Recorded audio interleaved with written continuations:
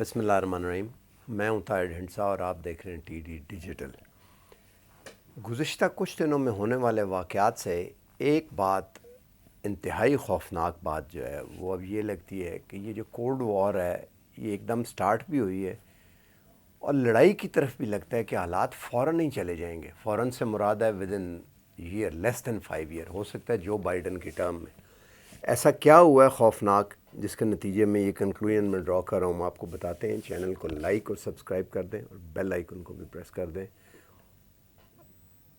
گزشتہ کچھ دنوں میں امریکہ نے جو آکس کا اور پھر ابھی یو این سیکیورٹی کونسل کی میٹنگ اور اس کے ساتھ ہی کوآڈ اور آکس کی میٹنگ، اور پرائم منسٹر نریندرا مودی بھی گئے ہوئے ہیں اور جاپان کے بھی گئے ہوئے ہیں اور وہاں پہ بات چیت ہوگی. اور اسی دوران فرانس کے صدر کے ساتھ فون کال بھی ہونی ہے ایک پریزیڈنٹ جو بائیڈن کی. حالات کو سنبھالنے کی وہ کوشش کر رہے ہیں. اس میں ایک چیز دیکھنے والی ہے کہ وہ کر کیا رہے ہیں. پریزیڈنٹ جو بائیڈن ایک ملٹری رسپانس تو نہیں کہنا چاہیے، ایک ملٹری انسٹرومنٹ ڈیولپ کر رہے ہیں، یا ایک ملٹری کولیبریشن یا ایک ملٹری رسپانس آپ اس لیے کہہ لیں کہ چائنا کے رائز کے اگینسٹ اگر ہے تو وہ ڈیولپ کر رہے ہیں چائنا کو پریشرائز کرنے کے لیے. کس چیز پہ پریشرائز کرنے کے لیے؟ کہ آپ ترقی کر کے ہم سے بڑے نہ ہوں، سپر پاور نہ بن جائیں. اب یہ کیا ہے اصل میں؟ اصل میں یہ ہے کہ چائنا جو ہے وہ ظاہر مال بیچتا ہے اور ترقی کرتا جاتا ہے. امریکہ کے ساتھ ٹریڈ ہے جس میں چائنا کا ہیوج سرپلس ہوتا ہے. اس کا مطلب ہے کہ ہر سال امریکہ سے بہت زیادہ پیسے چائنا کماتا ہے اور دیتا بہت کم ہے. تو ایک وقت آئے گا کہ ظاہر ہے وہ آگے بہت نکل گیا آلریڈی. تو پہلے جب یہ سوچا کہ اس ٹریڈ کو ڈسکریج کریں تو امریکہ فیل ہو گیا سوچنے کے، کیونکہ ہر چیز ایک وقت تھی کہ انہوں نے کہا ہمیں کیا ضرورت ہے بنانے کی یہ سستی چیزیں، ہم مہنگی چیزیں بنا کے بیچیں گے. تو وہ انہوں نے سورس آؤٹ کی ہوئی تھی چائنا میں بنانے کے لیے. اب جو کنزیومر گڈز ہیں وہ ساری کی ساری جو ہیں وہ چائنا میں بنتی ہیں. کمپیوٹر ہے تو ایچ پی کا، ہیولٹ پیکرڈ کا بنتا چائنا میں. وہ مجھے کہ وہ میرے دوست کئی دفعہ دوستوں سے بھی اور میرے کزنز وغیرہ بھائی ہیں ان سے امریکہ بات چیت ہوتی رہتی ہے. تو کوالٹی کلیئر نہ ہونے کی وجہ سے انہوں نے کہا تمہیں ہینڈ فری بھیجتے ہیں ہم، ایک تاکہ اچھی کوالٹی سے تم بات کرو، تم تو یہاں سے گھٹیا خریدتے ہو. اب وہاں سے جو آئی ہے وہ فون کے، ایپل کے فون کے اندر سے نکالی ہوئی ایک ہینڈ فری تھی، میڈ ان چائنا. آئی امریکہ سے ہے میڈ ان چائنا. اب ہر چیز وہ چائنیز بنا رہے ہیں. انہوں نے کہا کہ اگر اس چیز کو روکنا ہو تو امریکہ کو جو انڈسٹری ڈیولپ کرنے کی ضرورت ہے اس میں کم از کم 7-8 سال لگ سکتے ہیں، 4-5-6 سال سے لے کے زیادہ اس سے ٹائم لگ سکتا ہے. اور اس دوران جو شارٹیجز ہیں وہ اتنی سویئر ہوں گی کہ سول انریسٹ ہو جائے گا اکراس دا یو ایس. وہ ابنڈن کر دیا گیا کہ ہو نہیں سکتا. اب جو ملٹری رسپانس ہے وہ ایک تو اسٹریٹ آف ملاکا سے چیزیں شپ کے ذریعے نکل کے ساؤتھ چائنا سی پوری دنیا میں جاتی ہیں. دوسرا چین کو ضرورت ہوتی ہے تیل کی، جو کہ اسی اسٹریٹ سے نکل کے چین کے پاس جاتا ہے اور وہ استعمال کرتا ہے.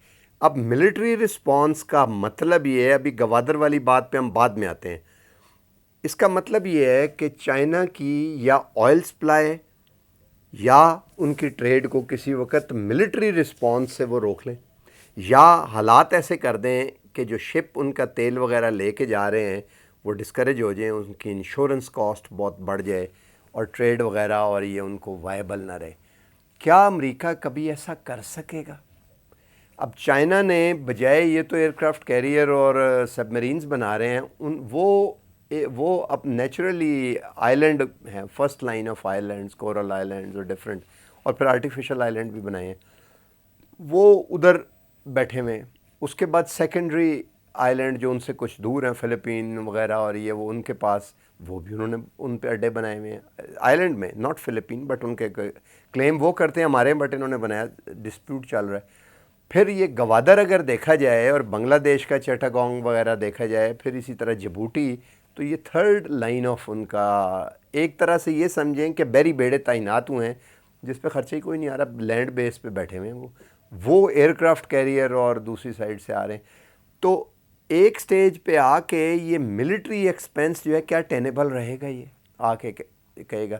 اور دوسرا یہ کہ کیا یہ کبھی ایسے حالات پیدا کر سکیں گے ساؤتھ چائنا سی میں کہ وہ اگر کر دیں گے تو کیا وہ اگر کسی شپ کو کوئی روکیں گے تو وہ آگے سے ملٹری رسپانس دیں گے یا نہیں دیں گے، اور لڑائی کرنے کو یہ تیار ہوں گے اسکرمشز پہ چھوٹی موٹی یا نہیں ہوں گے. ایک بات. دوسری بات یہ ہے کہ ساتھ ہی جو ابھی ادھر تاجکستان میں وہ ہے، وہ ایک ملٹری الائنس کا وہ آگے چلا ہے، پاکستان بھی اس کے ساتھ نتھی ہو رہا ہے. اب آگے دوسرا تھیٹر جو ہے وہ رشیا کے ساتھ ہے. رشیا کے بالکل سامنے اکراس پولینڈ ہے. پولینڈ بڑا اہم ملک ہے کیونکہ پولینڈ دو وجہ سے مجھے یاد رہ جاتا ہے. ایک تو اس وجہ سے یاد ہے کہ وہاں پہ ایشوس کا کیمپ تھا کنسنٹریشن، جس پہ شینڈلیئر لسٹ اسٹیون اسپیلبرگ نے بنائی، اور ہمارے جو یہودی جو کمیونٹی ہے وہ اینٹی جو اور سارا وہ اینٹی سیمیٹسزم سارا، اس کا ایک بہت بڑا جو پلر ہے وہ ایشوس کیمپ تھا، وہ پولینڈ میں تھا. اور پولینڈ ہی وہ ملک ہے جہاں سے سوویٹ یونین کا شیرازہ بکھرنا شروع ہوا، کیونکہ وہاں پہ ہی جو ان کا شپ یارڈ تھا اس کے مزدوروں نے مہم چلانی شروع کی، اور ان شپ یارڈ میں جو مزدور تھے ان کے لیڈر کا نام تھا لخ ولیسا، اور لخ ولیسا بعد میں پولینڈ کے صدر بنے. اور عین اس وقت جس وقت مزدور پولینڈ میں کامونزم کے خلاف کھڑے، پولینڈ کو بعد میں سوویٹ یونین والی سائڈ پہ چلا گیا تھا، وارسا پیکٹ کا حصہ تھا، وارسا شہر ہے پولینڈ کا ظاہر ہے. تو عین اس وقت جو پوپ تھے وہ بھی پولش تھے، جان پال. تو جو مذہبی سینٹیمنٹ اور anti communist sentiment actual labour union میں وہ کلب ٹوگیدر ہو گئے، اور انہوں نے اتنا ریزونیٹ کیا کہ پولینڈ سے وہ کام مین شروع ہوا، سلائی ادھرنی شروع ہوئی سوویٹ یونین کی اور آگے باج. ایک تو پولینڈ کی یہ بڑی اہمیت ہے کہ کامونزم کے فال میں افغانستان کی طرح پولینڈ نے بھی بڑا پارٹ پلے کیا. لخ ولیسا ظاہر ہے پھر پولینڈ کے صدر ہوئے بعد میں. دوسرا ایک فلم تھی ٹیس، مجھے اس لیے یاد ہے کہ یہ ناول تھامس ہارڈی کا، میں نے اپنا یونیورسٹی کا امتحان پاس کرنے کے لیے بھی ناول پڑھا کیونکہ سلیبس میں تھا، اور وہ پیراڈاکس آف تھامس ہارڈی بڑا مشہور، ٹیس آف دی اوربر ویل. تو جو اس فلم ٹیس میں جس خاتون کو لیا گیا تھا انستیسیا کنسکی، وہ بھی پولش تھیں. اور جس وقت آپ ناول پڑھ رہے ہوتے تھے تو اوریجنل ٹیس تو ہم نے نہیں دیکھی ہوئی، جو امیجن کر کے ٹیس کا کردار لکھا جاتا تھا وہ بڑا ایک اور یہ بڑی عجیب بات ہے، وہ اکثر جو ہمارے ساتھی تھے اس کو.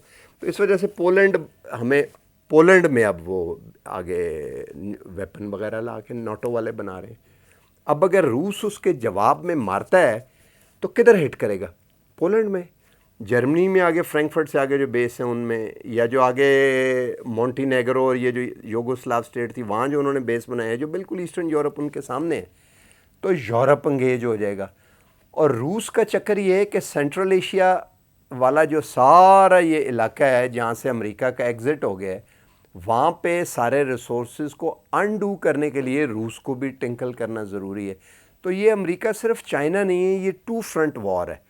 اور یہ ٹو فرنٹ وار جو ہے، چائنا جو ہے وہ رشیا کے ساتھ مل کے ڈیفنس کر رہا ہے، اور they are behaving like a split air conditioning unit, جس میں ملٹری آرم روس کے پاس ہے زیادہ اور اکنامک آرم ان کے پاس ہے. اور یہ روس کو سپورٹ، ان کی کرنسی روس کی جب گرنے لگی روبل، تو انہوں نے 465 ارب ڈالر بلین ڈالر ان کے بینک میں رکھ دی اور وہ کرنسی کھڑی ہو گئی. ویسے روس تیل بیچتا ہے اور گیس بھی بیچ رہا ہے، ابھی انہوں نے نارڈک پائپ لائن بنائی ہے اور بھی ترکی والی سائڈ سے بنا رہے ہیں وہ. تو یہ وہ چیز ہے جس کے نتیجے میں لگتا ہے کہ اگلے 2-3 سال میں جو امریکن فائنینشیل مسئلہ ہے وہ ایگزاسٹ ہو جائے گا، انکلوڈنگ آسٹریلیا ملا بھی لیں. انڈیا کو تھے کہ بڑی مارکیٹیں کریں گے وہ، ویسے ان کا انڈیا کا تو they are flat on their face. تو 2-3 سال کے بعد پھر ایکچوئل ملٹری اگریشن کرنے کی کوشش کسی نے کریں گے، اور that is going to risk the war. تو اس لیے یہ ایک ملٹری الائنس کولڈ وار کا نہیں ہے. لگتا یہ ہے کہ اس دفعہ یہ ڈیسپریٹ ریمیڈی جو ہے وہ آگے لے چلے گی.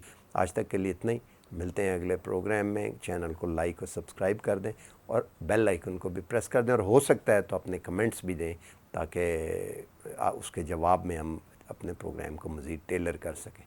اللہ حافظ.